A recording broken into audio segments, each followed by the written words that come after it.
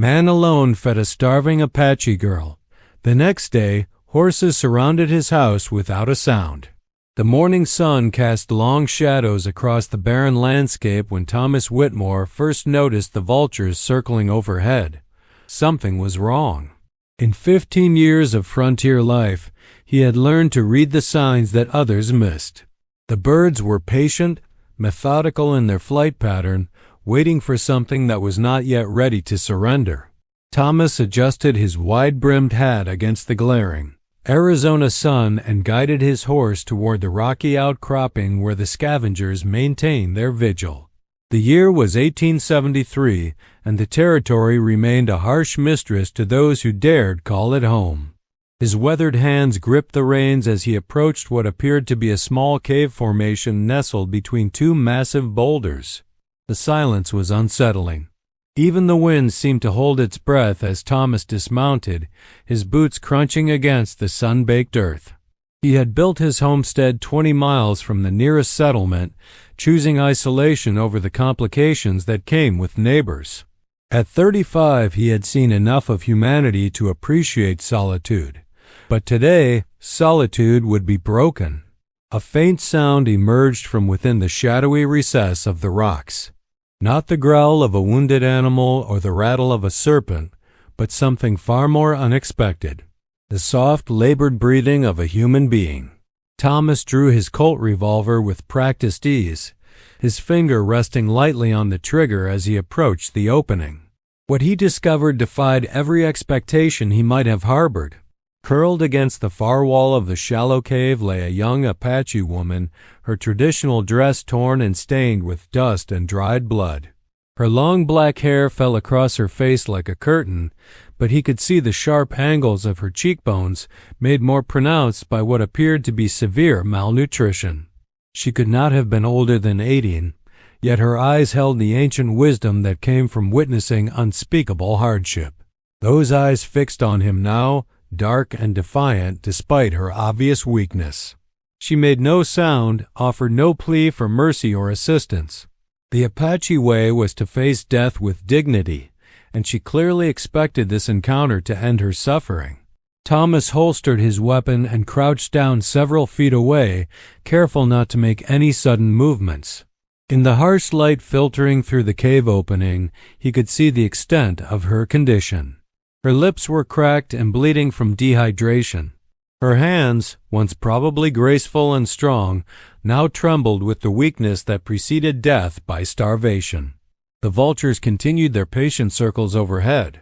Without speaking, Thomas rose and walked back to his horse. The woman watched his every movement, perhaps expecting him to ride away and leave her to her fate. Instead, he retrieved his water canteen and a cloth bag containing jerked beef and hardtack biscuits. The simple provisions represented a significant portion of his own supplies, but something about the young woman's silent suffering had awakened a compassion he thought the frontier had beaten out of him years ago. He returned to the cave and set the items just within her reach, then backed away to give her space. Trust, he knew, was a luxury that Apache people could rarely afford when dealing with white settlers. Too many promises had been broken, too many treaties violated, for her to accept his assistance without suspicion. The woman stared at the offerings for several long moments, her dark eyes moving between the water and Thomas' face. Finally, survival instinct overcame pride. With shaking hands, she reached for the canteen and brought it to her lips. The first sip was tentative, testing for poison or trickery. When none came, she drank more deeply, though she was careful not to consume too much too quickly. The jerked beef proved more challenging. Her weakened jaw muscles struggled with the tough meat, but she persevered, tearing small pieces with her teeth and chewing slowly. Thomas watched this process with growing respect for her determination. Lesser individuals would have already surrendered to despair. As the afternoon wore on, Thomas remained seated on a nearby rock formation, keeping watch over the cave while maintaining a respectful distance. He had no pressing business elsewhere, and something told him that leaving now would be abandoning more than just a suffering stranger. The woman rested between small meals, conserving her energy while her body began the slow process of recovery. When the sun reached its zenith, she finally spoke. Her voice was barely above a whisper, hoarse from dehydration and disuse, but the words were clear and spoken in accented English. Her name was Ayana, which meant eternal blossom in her native tongue. She had been traveling with a small band of her people when soldiers attacked their camp 3 days prior. In the chaos of the assault, she had become separated from the others and had been wandering the desert without water or food since then. The cave had offered shelter from the brutal sun, but she had expected it to become her tomb. Thomas introduced himself simply, offering only his first name and the location of his homestead. He explained that he lived alone and farmed a small plot of land that he had managed to irrigate with water from an underground spring. The information seemed to both intrigue and worry Ayana, as if she was trying to determine whether this white man represented salvation or a different kind of threat. As evening approached, Thomas faced a decision that would alter the course of both their lives. Ayana was growing stronger with food and water, but she was still far too weak to survive another night in the desert. The temperature would drop dramatically after sunset, and she lacked adequate clothing to withstand the cold. Yet bringing her to his home would violate every unwritten rule of frontier survival. The Apache and white settlers maintained an uneasy relationship at best. Active hostilities erupted regularly, and harboring a member of a rival tribe could be seen as an act of treason by his own people. If word spread that Thomas Whitmore was sheltering an Apache woman, he could expect visits from both the territorial authorities and vigilante groups who took justice into their own hands. But as he looked at Ayana struggling to stand on unsteady legs, Thomas realized that the choice had already been made. Some lines, once crossed, could never be uncrossed. Some acts of compassion carried consequences that extended far beyond the immediate moment. He would help her, regardless of what tomorrow might bring. Thomas approached the cave entrance and extended his hand toward Ayana. She studied his face carefully, searching for signs of deception or hidden motives. After a moment that seemed to stretch into eternity, she reached out and allowed him to help her to her feet. Her grip was surprisingly firm despite her weakness, and he could feel the calluses on her palms that spoke of a lifetime of hard work. The journey to his homestead took nearly 2 hours. Ayana rode behind Thomas on his horse, her arms wrapped around his waist for support. She remained alert despite her exhaustion, scanning the horizon for potential threats with the instinctive wariness of someone who had learned that danger could emerge from any direction without warning. Thomas' homestead was modest but well-maintained. A small wooden house with a covered porch faced a carefully tended garden where corn, beans, and squash grew in neat rows. A barn housed his 2 horses and a milk cow, while a chicken coop provided fresh eggs. A windmill drew water from the underground spring that made this oasis possible in the midst of the harsh desert landscape. As they approached the house, Thomas could see Ayana taking inventory of everything around them. Her sharp eyes missed nothing, from the placement of tools to the location of weapons to the various escape routes that might be necessary if this sanctuary became a trap. The survival instincts that had kept her people alive for generations remained fully operational despite her weakened condition. Thomas helped Ayana down from the horse and guided her toward the house. The interior was spartanly furnished but clean and organized.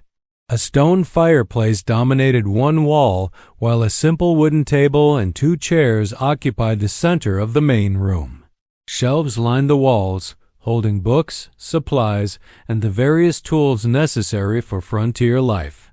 In the small kitchen area, Thomas began preparing a more substantial meal than the trail rations Ayana had consumed earlier.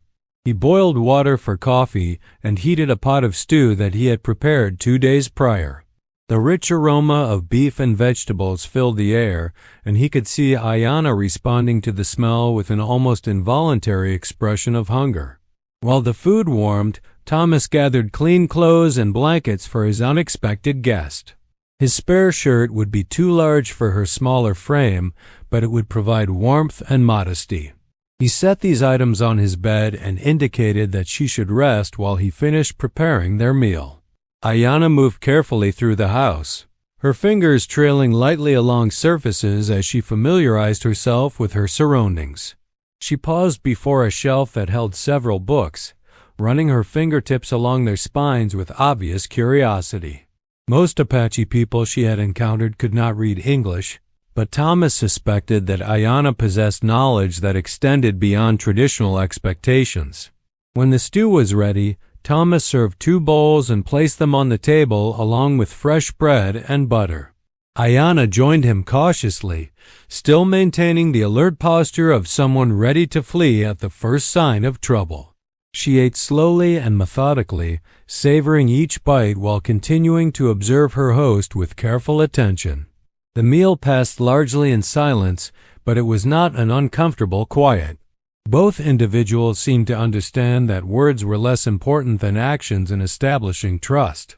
Thomas demonstrated his peaceful intentions through generosity and respect, while Ayanna showed her appreciation through dignified acceptance of his assistance. As night settled over the desert, Thomas prepared to sleep on the floor of the main room while offering his bed to Ayanna. She protested this arrangement, but he insisted with gentle firmness. A host, he explained, always ensured the comfort of his guests, regardless of circumstances. This simple gesture seemed to affect Ayanna more deeply than his earlier acts of charity, as if she had not expected such courtesy from a white man. Before retiring, Thomas showed Ayanna where he kept his weapons and explained that she was welcome to arm herself if it would help her feel more secure. He also indicated the locations of food, water, and other necessities, making it clear that she was free to take whatever she needed and leave at any time. This offer of complete freedom seemed to surprise her, as if she had expected to become a prisoner despite his kindness. Thomas settled onto his bedroll near the fireplace and listened to the sounds of Ayanna moving quietly around the house. Eventually, the noise ceased, and he could hear her steady breathing from the bedroom. Sleep came slowly for Thomas, not because he feared his guest, but because he was already beginning to understand the magnitude of what he had set in motion. In the morning, he would face the consequences of his compassion. News traveled quickly across the frontier, carried by traders, drifters, and the occasional cavalry patrol. Someone would eventually notice Ayanna's presence at his homestead, and when that happened, Thomas would need to be prepared for whatever followed. But tonight, he was content to know that a young woman who had been prepared to die alone in a cave was safe and warm in his home. Sometimes the right choice was also the most dangerous choice, and a man had to be willing to live with both the decision and its aftermath. Outside, the desert wind whispered across the sand, carrying with it the promise of change. The vultures had given up their vigil and returned to their roosts, no longer needed to wait for death. Instead, something new was beginning, something that would test the boundaries of friendship, loyalty, and survival in a land where such luxuries were rarely afforded. As Thomas drifted toward sleep, he could not have known that 40 miles away, a group of Apache warriors had found the tracks leading from the cave to his homestead. They had been searching for Ayanna for 3 days, following every possible trail, refusing to abandon one of their own to the merciless desert. Now they knew where she was, and they were coming to reclaim her. The question that would soon be answered was whether they viewed Thomas as her savior or her captor. In the harsh mathematics of frontier justice, good intentions carried little weight against the brutal realities of survival and tribal loyalty. The Apache had learned through bitter experience that white men rarely acted without ulterior motives, and Ayanna's rescue could easily be interpreted as something far more sinister than simple compassion. By dawn, the riders would be positioned around Thomas' homestead, invisible as shadows, waiting for the right moment to strike. They moved with the silence of desert ghosts, their horses' hooves wrapped in leather to muffle any sound that might alert their target to the approaching confrontation. The morning that Thomas had expected to bring difficult decisions would instead bring something far more challenging, a test of whether understanding could bridge the gap between two peoples who had been taught to view each other as enemies. The outcome would depend not on weapons or threats, but on the power of truth to transcend suspicion and the willingness of honorable individuals to recognize honor in others, regardless of the color of their skin or the language they spoke. But for now, in the quiet hours before dawn, peace still reigned over the small homestead where an unlikely friendship had taken its first tentative steps toward something that might, with time and patience, grow into something remarkable. The desert wind continued its eternal whisper, carrying secrets across the sand and preparing to witness events that would be remembered long after the participants had returned to dust. In the delicate balance between civilization and wilderness, between fear and courage, between hatred and understanding, two lives had intersected in a way that would change everything. The story of Thomas and Ayanna had begun with a simple act of compassion, but it would not end there. What followed would test every assumption about human nature, tribal loyalty, and the possibility of peace in a land where violence had become the common language of survival. Tomorrow would bring the writers, and with them, the true measure of what friendship could accomplish in the face of seemingly insurmountable odds. The first rays of dawn painted the eastern horizon in shades of amber and gold, casting long shadows across the desert floor that stretched endlessly in all directions. Thomas awakened to the familiar sounds of his homestead coming alive, the gentle lowing of his cow demanding to be milked, the soft clucking of chickens scratching for insects in the dirt, and the whisper of wind through the wooden eaves of his modest house. For a moment, he lay still on his bedroll, allowing his mind to adjust to consciousness before remembering the events of the previous day. The memory of Ayanna curled against the cave wall returned with startling clarity, along with the weight of responsibility he had accepted when he brought her home. Today would bring challenges that extended far beyond the simple routines of frontier life. Thomas rose quietly and moved toward the kitchen area, where he began preparing coffee and breakfast with the practiced efficiency of a man long accustomed to solitary living. The familiar rituals of morning provided comfort and normalcy in what he suspected would be anything but a normal day. As the coffee began to brew, filling the air with its rich aroma, he heard movement from the bedroom. Ayanna emerged wearing the oversized shirt he had provided, her long black hair now neatly braided and hanging over one shoulder. The rest and nourishment had worked remarkable changes in her appearance. Where yesterday he had seen a dying woman, today he observed someone whose natural strength was reasserting itself with impressive speed. Her dark eyes were clear and alert, scanning the room with the automatic wariness that seemed to be her natural state. She approached the kitchen area with careful steps, still testing her renewed stability. Thomas gestured toward the table and poured 2 cups of coffee, adding a generous spoonful of precious sugar to each.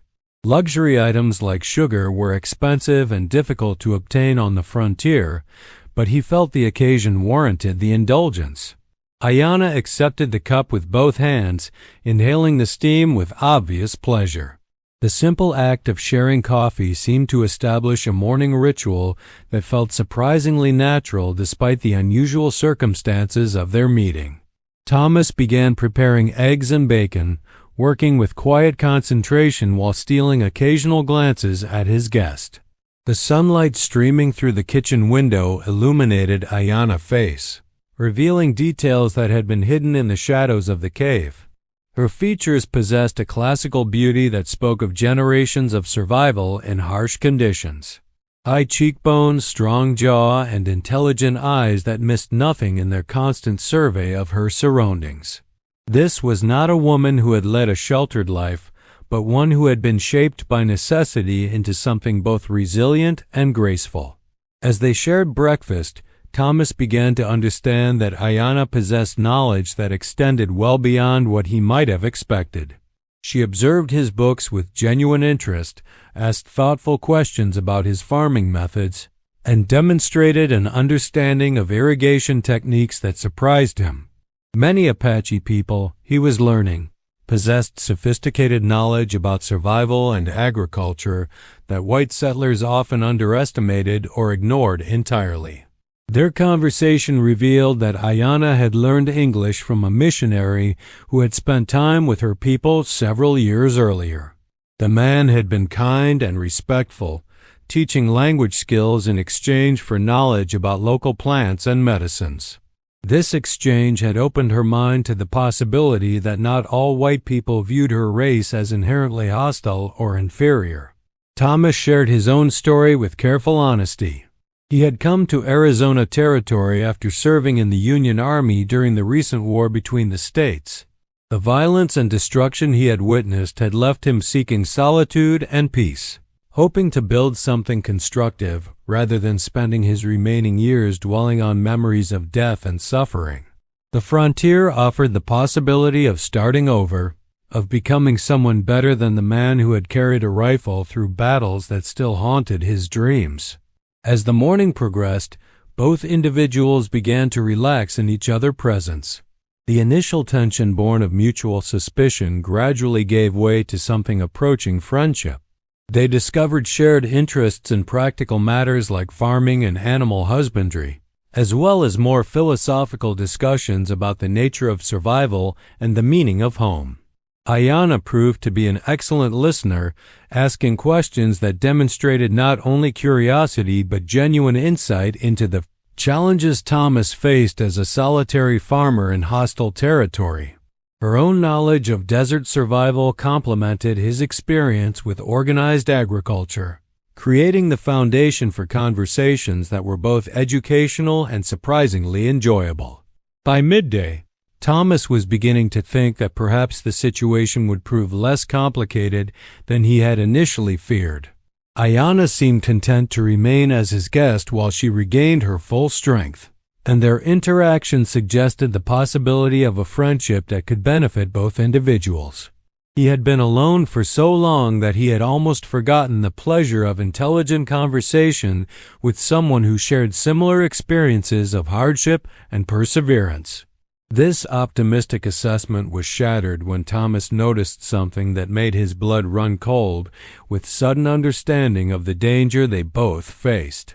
While showing Ayanna his small garden, pointing out the various vegetables that thrived in the desert climate with careful irrigation, Thomas happened to glance toward the ridge line that formed the northern boundary of his property. For just a moment, he thought he saw movement among the rocks and scrub vegetation that crowned the elevated terrain. The movement was so brief and subtle that he might have dismissed it as a trick of the light, or the natural motion of desert wildlife. But Thomas had spent too many years in dangerous territory to ignore such signs, no matter how insignificant they might appear. His trained eyes swept the entire perimeter of his homestead, searching for additional indicators of unwelcome attention. What he discovered made his heart pound with the sudden adrenaline surge that preceded combat. There, barely visible among the scattered boulders that dotted the landscape, were the faint outlines of what could only be human figures positioned with strategic precision around his property. They were so well concealed that only someone with military experience would have noticed their presence, but once seen, the pattern became unmistakable. His homestead was surrounded. Thomas forced himself to continue the garden tour, maintaining an expression of casual interest while his mind raced through possible responses to this development. Ayanna seemed oblivious to the danger, continuing to ask questions about his farming techniques with genuine enthusiasm. He realized that warning her might provoke panic, while failing to warn her might result in tragedy for both of them. The positioning of the hidden watchers suggested Apache warriors, which meant they were probably searching for Ayanna. The question was whether they viewed Thomas as her rescuer or her captor. If they believed he had taken her against her will, the situation could deteriorate into violence with shocking speed. Apache justice was swift and decisive, particularly when dealing with perceived threats to their people. Thomas made a decision that required every ounce of courage he possessed. Rather than retreating into his house where he might attempt to defend himself with weapons, He chose to trust in the power of truth and peaceful intention. If the Watchers were indeed Ayana people, then she represented his best hope for avoiding a confrontation that could only end in tragedy for everyone involved. Moving with studied casualness, Thomas guided Ayana toward the center of his small yard, where they would be clearly visible to anyone observing from the surrounding ridges and rock formations. Once there, he turned to face her directly and spoke in a voice that was calm despite the circumstances. He explained what he had observed, describing the signs that indicated their presence was known to others who might not understand the true nature of their relationship. Thomas emphasized that he bore no ill will toward any Apache people and harbored no intention of holding Ayana against her wishes. If her people had come for her, he would not interfere with their reunion. Ayana's reaction was immediate and profound. Her body tensed with sudden alertness as her eyes swept the perimeter, quickly identifying the locations that Thomas had indicated. She possessed the same trained awareness that had allowed him to spot the Watchers, and within moments she had confirmed his assessment of the situation. Rather than showing fear, however, Ayana displayed something closer to resignation mixed with determination. She explained that the warriors surrounding them were indeed her people, probably led by her older brother Nalmish, who served as a war chief for their band. They would have been searching for her since the cavalry attack, following every possible trail until they located her whereabouts.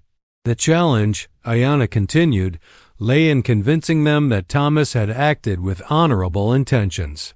Apache warriors had learned through bitter experience to view white men with suspicion, particularly when one of their women was involved. Too many Apache women had disappeared into white settlements, either as captives or through forced marriages that amounted to slavery. Thomas listened to this explanation with growing understanding of the complexity they faced. He was not dealing with random hostiles who might be driven off with displays of force, but with family members who had risked their lives to rescue someone they loved. Their presence represented loyalty and courage rather than simple aggression, which meant that any response based on violence would be not only ineffective, but profoundly unjust. The solution, when it came to Thomas, was both simple and terrifying in its implications. He would have to demonstrate his peaceful intentions through actions rather than words. Trusting in Ayana's ability to communicate the truth of their situation to warriors, who had every reason to distrust white settlers. Thomas walked slowly toward his house, keeping his hands clearly visible and making no sudden movements that might be interpreted as hostile. Ayana followed, understanding instinctively that any appearance of coercion or fear on her part could trigger a response that would end with blood soaked into the desert sand. Inside the house, Thomas retrieved his weapons and carried them outside, where he placed them on the ground in full view of the hidden Watchers. His rifle, pistol, and knife were arranged carefully, then he stepped back with his hands raised to demonstrate that he had voluntarily disarmed himself.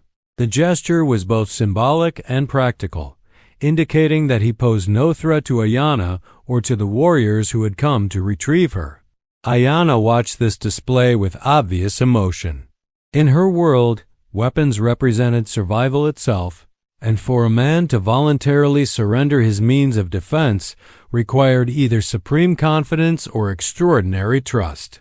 Thomas was demonstrating both, gambling his life on the belief that honor existed on both sides of the cultural divide that separated their peoples. The response came with startling suddenness. One moment the desert appeared empty except for Thomas and Ayana standing beside the pile of weapons. The next moment, Apache warriors seemed to materialize from the landscape itself, rising from concealment with the fluid grace of men who had spent their lives moving invisibly through hostile territory. They approached with weapons ready but not immediately threatening, their faces painted for war but their eyes focused and intelligent rather than wild with bloodlust.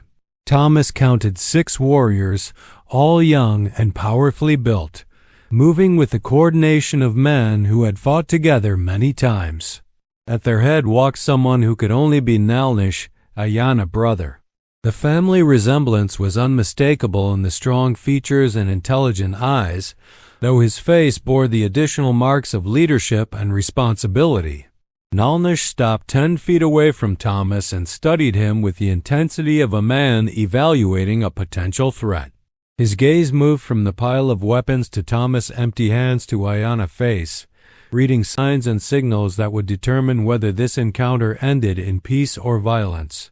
Ayana stepped forward and began speaking rapidly in her native language, her voice carrying the urgency of someone trying to prevent a tragedy. Thomas could not understand the words, but he could hear the emotion behind them, the desperate need to bridge the gap between suspicion and understanding before it became too late for reason to prevail. The conversation continued for several tense minutes, with Nalnish asking sharp questions and Ayana providing detailed responses. Other warriors maintained their alert positions, ready to act at the first sign that diplomacy had failed. Thomas stood motionless throughout the exchange, understanding that his life hung in the balance of words he could not comprehend, but hoping that truth would prove stronger than prejudice. Finally, Nalnish turned his attention directly to Thomas. When he spoke, his English was clear and precise, though heavily accented. His words carried the weight of absolute authority, backed by the promise of swift retribution if his expectations were not met. He had come to retrieve his sister, Nalnish explained, following trails that had led them to this homestead. Ayana had told him of Thomas' kindness, of how he had saved her life when she was prepared to die alone in the desert. This act of compassion had earned Thomas a debt of gratitude that would not be forgotten. However, Nalnish continued, gratitude did not eliminate the need for caution. Too many Apache people had trusted white men only to discover that kindness was merely a mask for more sinister intentions. Thomas would be judged not by his words but by his continued actions, and any betrayal of the trust that Ayana had placed in him would result in consequences that would be both swift and final. Thomas met Nalnish's gaze with steady eyes, understanding that this moment would define not only his own fate but potentially the future relationship between two peoples who had been taught to view each other as natural enemies. The weight of history pressed down upon them all, generations of mistrust and violence that had created seemingly insurmountable barriers between Apache and white settlers. The silence stretched between them like a taut bowstring, pregnant with possibilities that ranged from bloodshed to something approaching understanding. Thomas could feel the eyes of the other warriors upon him, measuring his every gesture for signs of deception or hidden threat. These were men who had survived by reading the truth behind words, who had learned that survival often depended on the ability to distinguish between genuine peace offerings and elaborate traps. When Thomas finally spoke, his voice carried the quiet conviction of a man who had faced death before and found it less frightening than dishonor. He thanked Nalnish for allowing him the opportunity to explain his actions rather than simply assuming the worst about his motives. Too often, he continued, fear and suspicion prevented people from recognizing common ground that might exist beneath surface differences. Thomas described the circumstances of his discovery of Ayana, emphasizing her dire condition and his immediate recognition that she would die without assistance. He explained his decision to help her not as an act of charity toward an inferior, but as one human being responding to the suffering of another. In the harsh mathematics of desert survival, he continued, skin color and tribal affiliation mattered far less than the basic recognition of shared humanity. Nalnish listened to this explanation with the intense focus of someone evaluating not just words, but the character behind them. His dark eyes never left Thomas' face, searching for the subtle signs of deception that might reveal hidden motives. The other warriors remained motionless, their weapons ready but not immediately threatening, waiting for their leader to determine the appropriate response to this unexpected situation. Ayana added her own testimony to Thomas' account. describing her rescue in terms that left no doubt about his honorable conduct. She spoke of his respectful treatment, his willingness to share precious food and water, and his immediate offer of shelter without any expectation of payment or service in return. Most importantly, she emphasized his clear statement that she was free to leave at any time with weapons and supplies if necessary to ensure her safe departure. The warriors exchanged glances that communicated volumes without words. They had expected to find their sister held captive by someone who viewed Apache women as objects to be possessed and exploited. Instead, they had discovered a situation that challenged their preconceptions about white settlers and forced them to reconsider assumptions that had guided their actions for years. Nalnish posed several pointed questions about Thomas' background and intentions, clearly testing the consistency of his story while probing for potential weaknesses or contradictions. He wanted to know why a white man would choose to live alone in Apache territory, what he hoped to accomplish through farming in such a hostile environment, and whether he had any connections to the military forces that had attacked their people.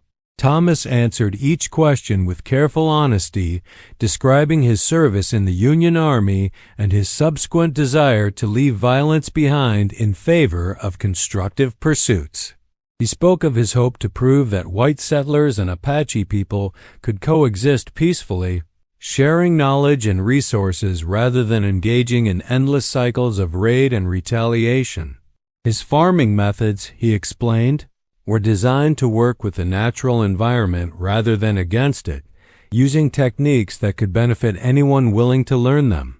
The conversation revealed unexpected common ground between Thomas and the Apache warriors. They shared similar views about the importance of living in harmony with the natural world, the value of self-sufficiency, and the necessity of treating all people with dignity regardless of their origins. These philosophical similarities provided a foundation for understanding that transcended cultural boundaries and historical grievances. As the afternoon progressed, the initial tension began to ease slightly. The warriors gradually relaxed their alert postures, though they remained watchful and ready to respond to any change in circumstances.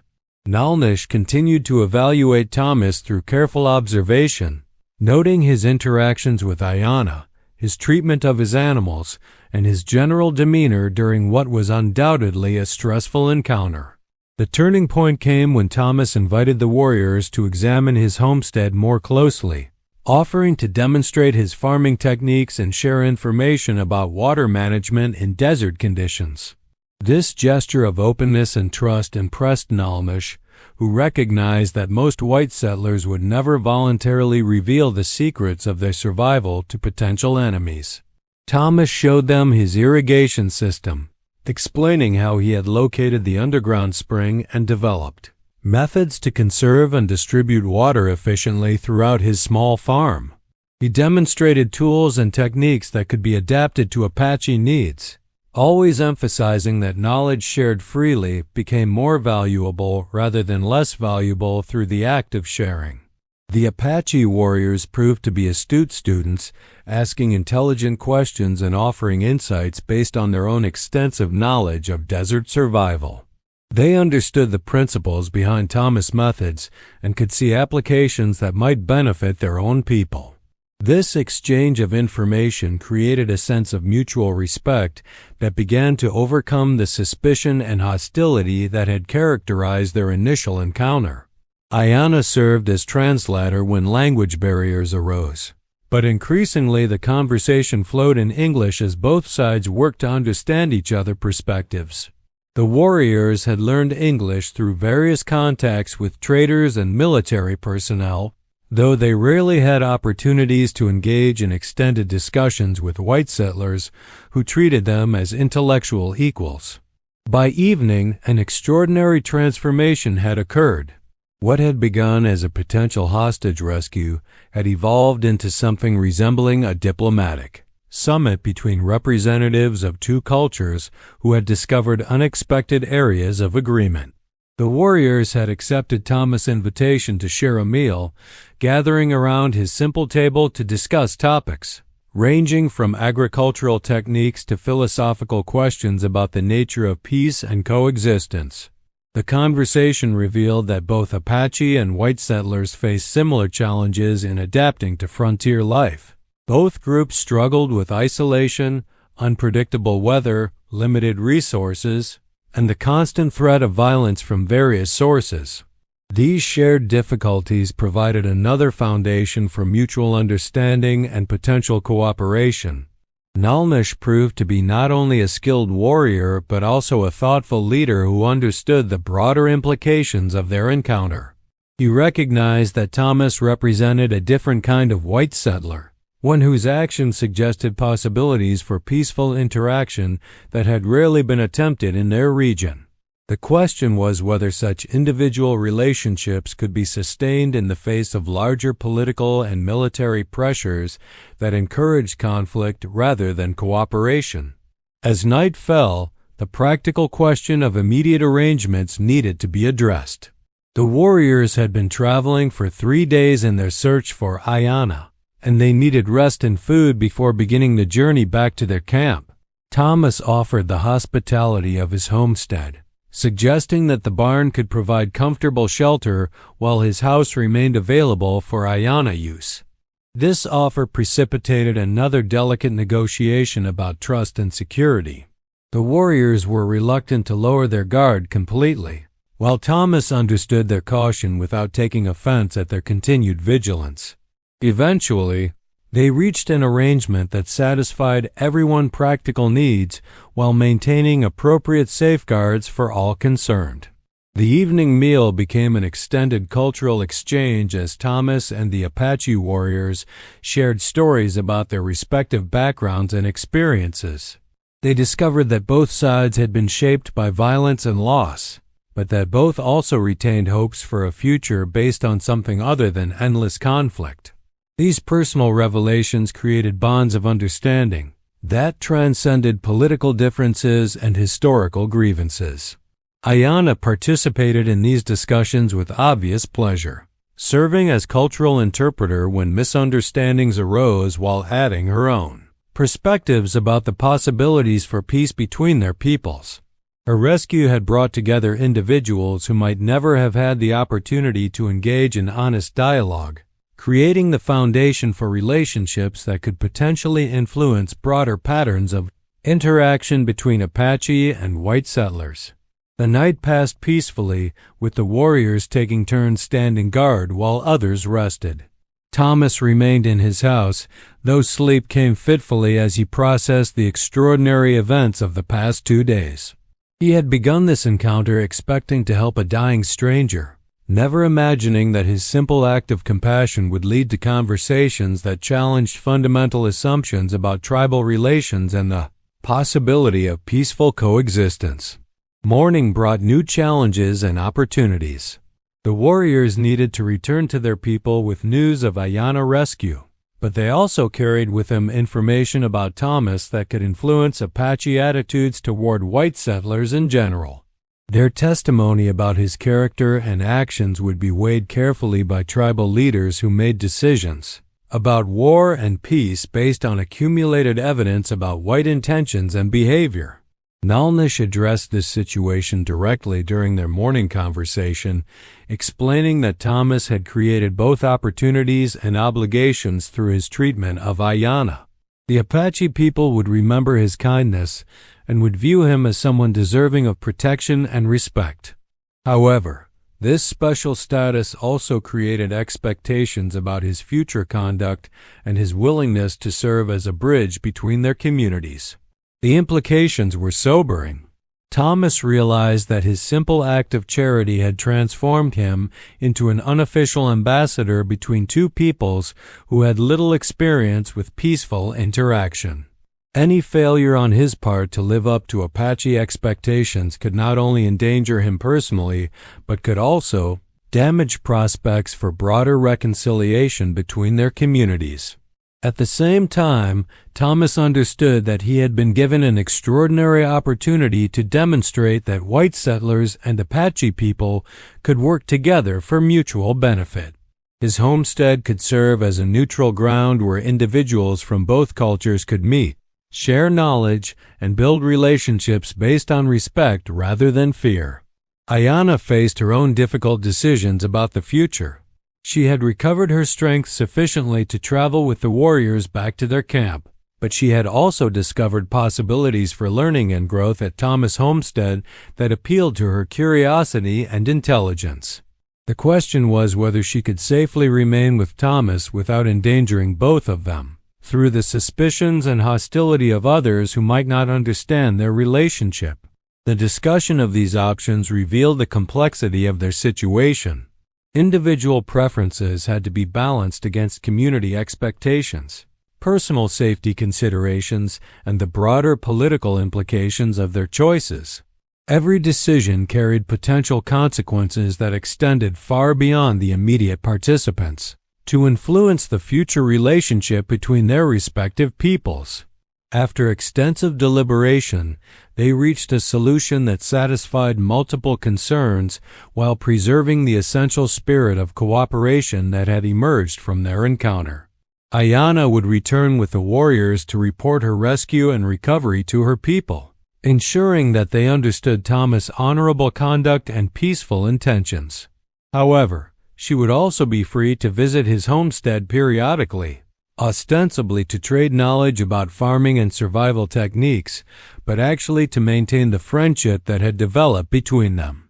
This arrangement would allow both communities to benefit from the exchange of information while avoiding the appearance of improper relationships that might provoke hostility from conservative elements on both sides.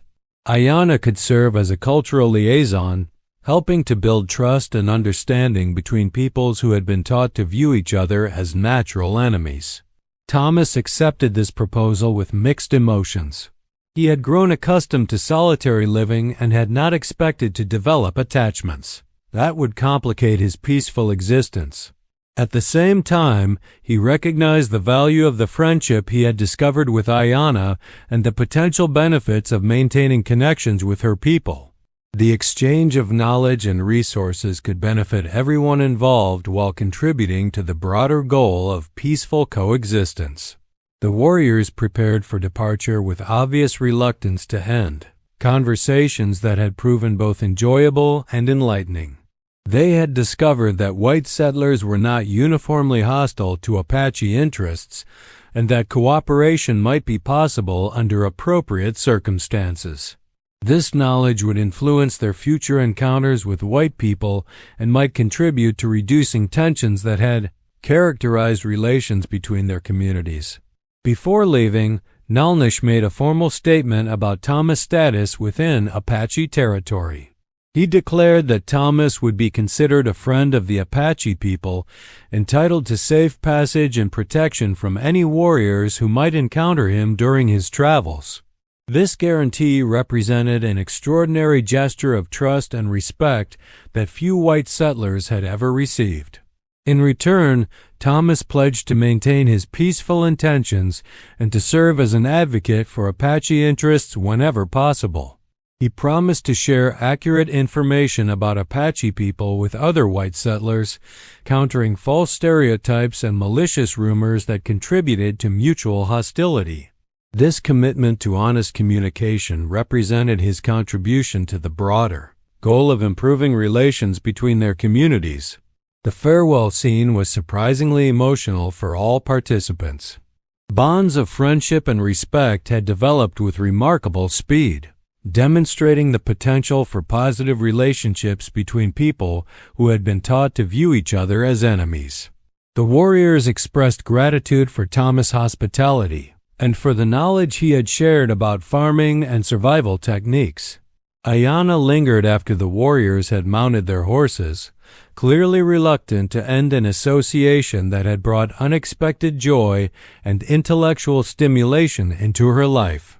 Thomas assured her that she would always be welcome at his homestead and that he looked forward to continuing their conversations about farming, literature, and the many other topics they had discovered in common.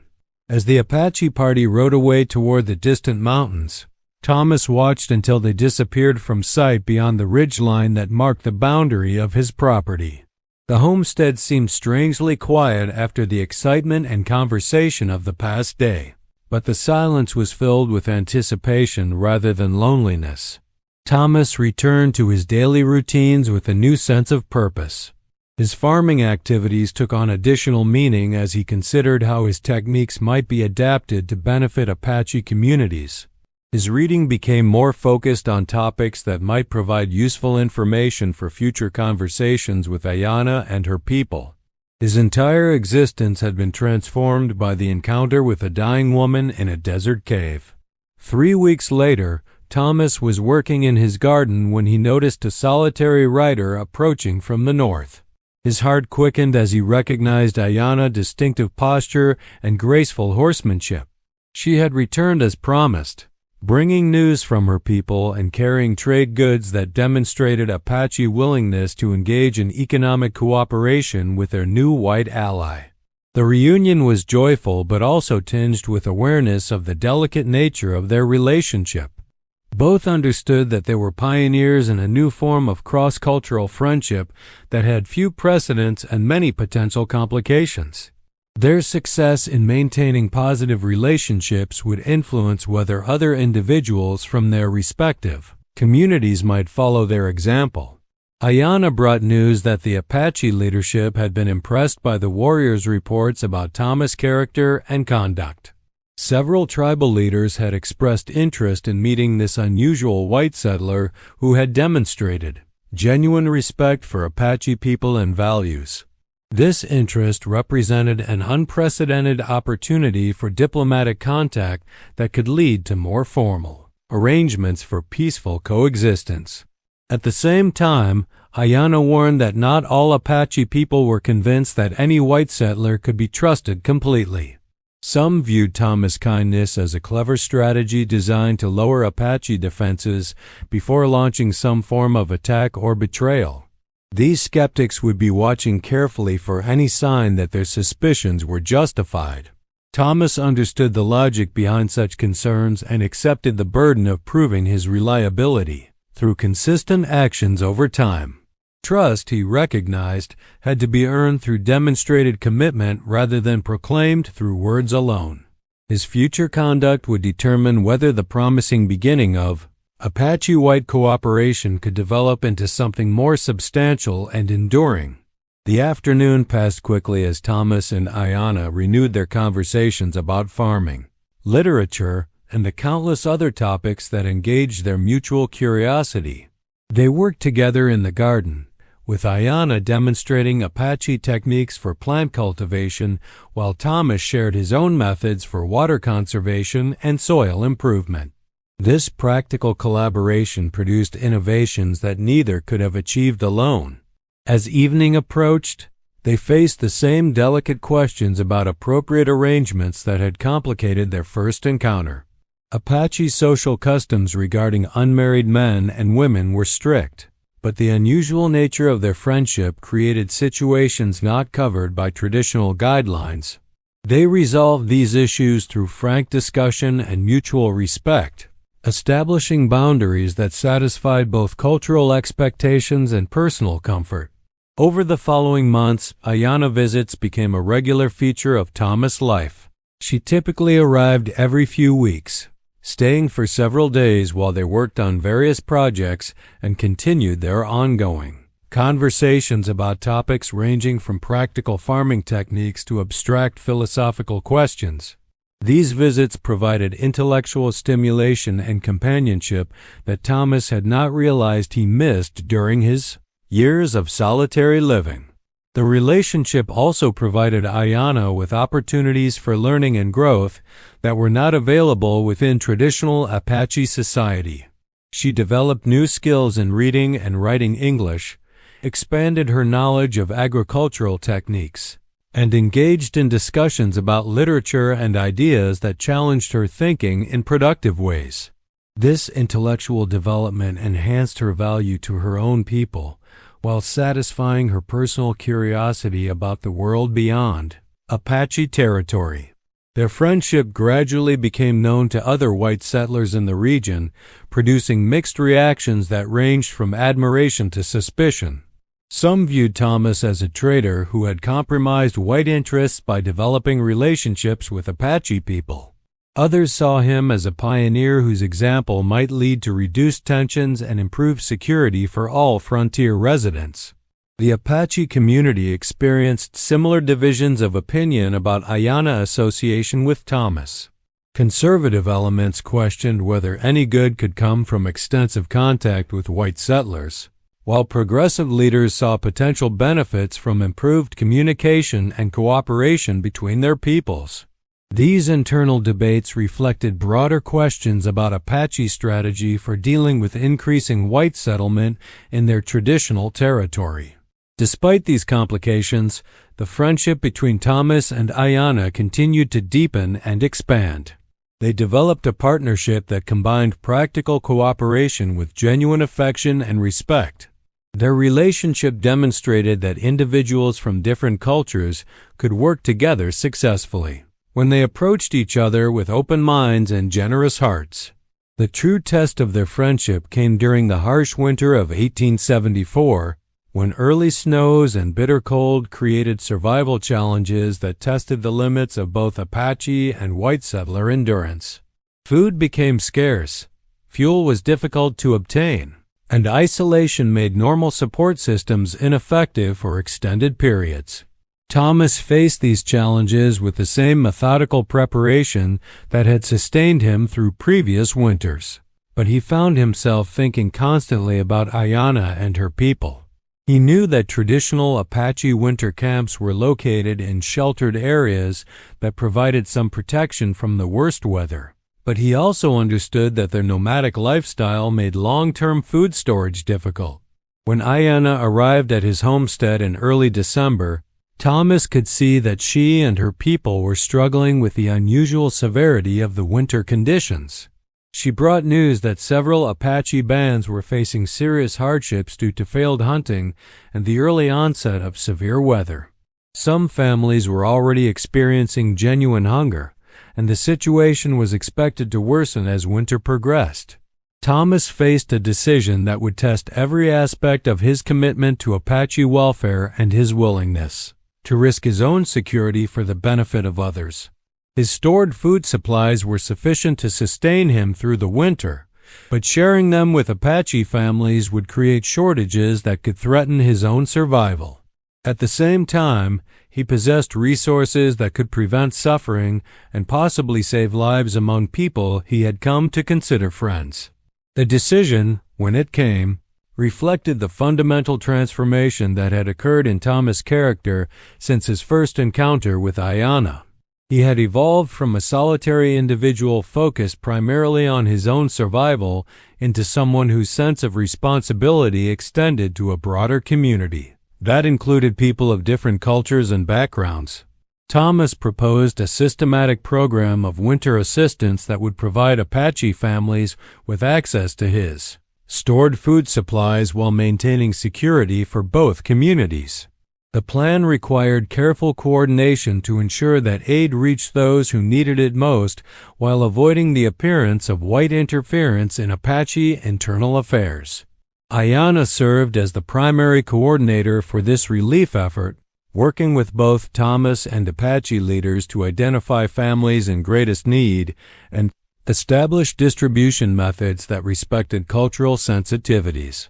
Her unique position as someone trusted by both communities made her invaluable in overcoming the suspicions and misunderstandings that could have derailed the entire program. The winter aid program proved successful beyond anyone's expectations.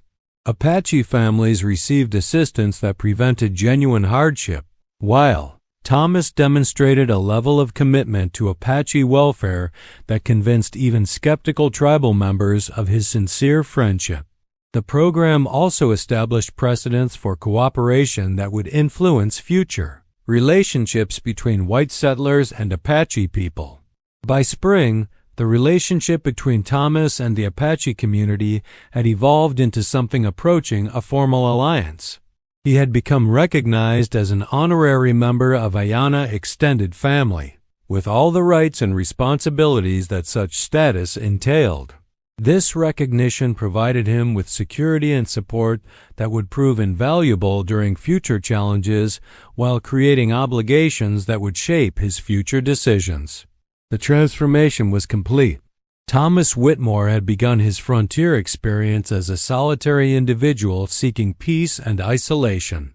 Through a chance encounter with a dying Apache woman, he had discovered a new purpose that connected him to a broader community and gave meaning to his existence that transcended personal survival and comfort. The story of Thomas and Ayana became a legend that spread throughout the territory, inspiring others to consider whether peaceful coexistence between different peoples might be possible despite historical animosities and cultural differences. Their example demonstrated that individual relationships built on mutual respect and genuine caring could overcome even the most entrenched prejudices and suspicions. Years later, when historians attempted to understand how peace had been achieved between Apache and white settlers in their region, they would point to the winter of 1874 as the turning point. It was then that a solitary farmer and a rescued Apache woman proved that friendship could bridge any divide, and that compassion remained more powerful than fear in determining the ultimate direction of human affairs. The vultures that had circled overhead on that distant morning when Thomas first discovered Ayana had long since departed. In their place, eagles soared on the desert winds, symbols of freedom and majesty that reflected the transformation of a harsh landscape into something approaching, a peaceful homeland for all who chose to treat it and each other with appropriate respect and understanding.